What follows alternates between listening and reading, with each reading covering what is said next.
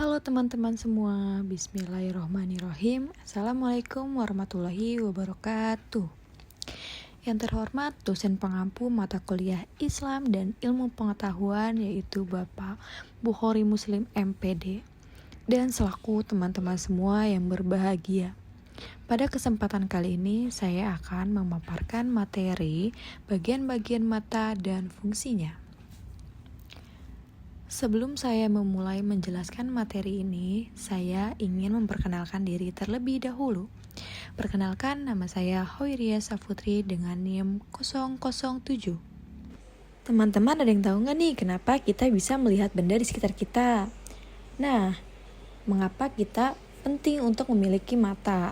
Nah, mata adalah organ indera yang memungkinkan kita melihat dunia. Fungsinya penting untuk aktivitas sehari-hari seperti membaca dan mengenali warna. Mata kita itu luar biasa loh. Ketika cahaya mengenai sebuah benda, cahaya itu dipantulkan dan masuk ke mata kita melalui kornea, yang kedua lensa, yang ketiga iris dan pupil, yang keempat sklera, yang kelima koroid, yang keenam retina, yang ketujuh makula.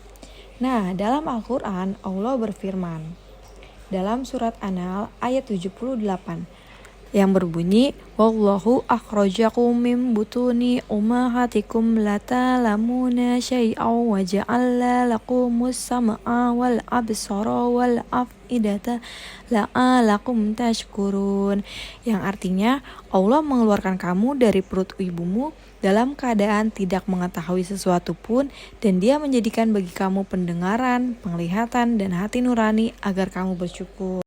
Nah, dari bagian-bagian mata yang tadi sudah aku jelaskan, aku akan menyebutkan fungsi-fungsinya.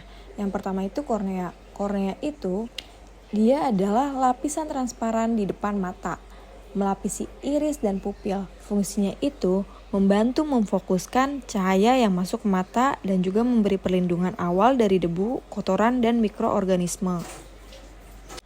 Yang kedua, lensa. Lensa itu yaitu struktur transparan dan elastis yang berada di belakang pupil, yang fungsinya memfokuskan cahaya yang masuk agar jatuh tepat di retina, yang mengatur fokus untuk melihat benda jauh dan juga dekat. Yang ketiga, iris dan pupil. Iris ini di bagian berwarna yang mengontrol ukuran pupil. Dan kalau pupil ini di lubang tengah iris yang mengatur jumlah cahaya yang masuk mata.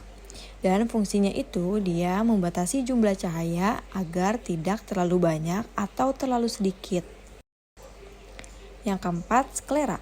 Sklera ini lapisan terluar mata yang berwarna putih. Dia itu berfungsi untuk memberikan bentuk pada bola mata, melindungi bagian dalam mata, tempat melekatnya otot-otot yang menggerakkan mata. Koroid. Koroid ini adalah lapisan tengah mata yang terletak di antara sklera dan retina, kaya akan pembuluh darah. Fungsinya ini dia memberi nutrisi dan oksigen ke retina dan lapisan mata dan mengurangi pantulan cahaya di dalam mata. Retina. Retina itu adalah lapisan tipis di bagian belakang mata yang berisi sel-sel pekat cahaya yang fungsinya mengubah cahaya menjadi sinyal listrik.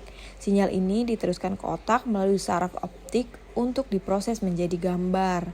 Dan yang terakhir itu ada makula. Makula yaitu bagian kecil di tengah retina yang bertanggung jawab untuk penglihatan detail, yang fungsinya memungkinkan kita melihat dengan jelas dan tajam seperti saat membaca atau melihat wajah orang, berperan dalam warna mata. Nah, tadi kan udah aku jelasin beberapa fungsi-fungsi mata, fungsi-fungsi struktur mata. Nah, yang terakhir ini ada bagian pendukung matanya. Bagian pendukung mata itu terdiri menjadi 3. Yang pertama ada kelopak mata, yaitu melindungi mata dari debu dan cahaya yang berlebihan. Yang kedua ada air mata, melembabkan dan melindungi mata dari iritasi. Dan yang ketiga ada otot mata, yang menggerakkan bola mata ke berbagai arah. Baik, cukup sekian dari materi yang sudah saya sampaikan.